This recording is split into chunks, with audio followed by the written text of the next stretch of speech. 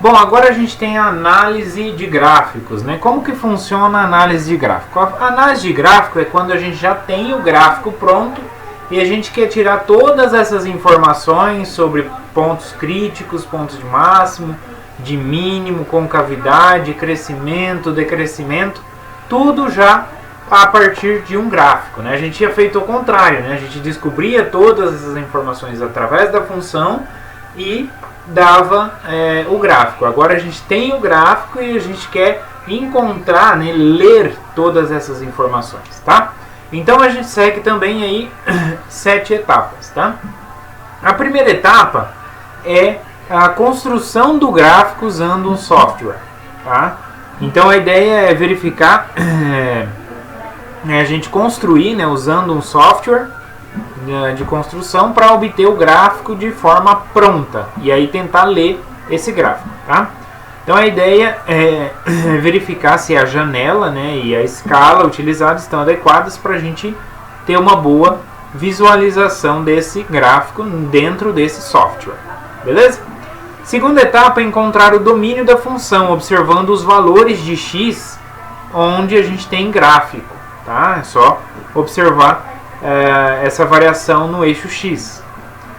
Na terceira etapa é observar o conjunto imagem, né?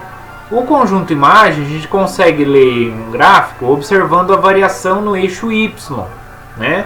Onde no eixo y tem gráfico. A gente só pode ir passando, retas paralelas ao eixo x e observando se essa reta encontra o gráfico da minha função.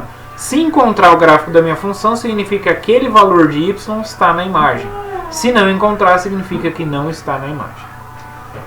A quarta etapa é analisar as raízes da função para saber onde que ela cruza o eixo x, certo? Então verificar pontos em que a curva corta o eixo x, como a gente já disse. Depois, na quinta etapa, a gente tem que analisar os pontos críticos da função, identificando os extremos da função, tá? Como a gente faz isso? A gente olha os pontos onde a reta tangente é horizontal. Esses são os pontos críticos da minha função, ou onde a função tem bico, né? E aí, portanto, não é diferenciado, tá? Então, observar o formato do gráfico, identificando pontos angulosos, né? Que são bicos no gráfico, ou pontos onde a reta tangente é horizontal, é paralela ao eixo x. Na sexta etapa é analisar os intervalos de crescimento e decrescimento. Como que a gente faz isso? É só analisar se a função está crescendo ou se a função está caindo, né? Sempre no sentido de x crescendo, né? Então se ela está subindo ou se ela está descendo. É só observar isso. Observar o gráfico, verificando o crescimento e decrescimento no eixo y à medida que os valores de x crescem, tá? A sétima etapa é analisar as concavidades da função, né, e seus pontos de inflexão. Para saber as concavidades é só passar a reta tangente e saber se ela está totalmente abaixo ou totalmente acima. E encontrar se tem algum ponto onde eu passo a reta tangente e tem pontos acima e pontos abaixo. Ou seja, tem uma mudança de concavidade e, consequentemente, um ponto de inflexão, tá?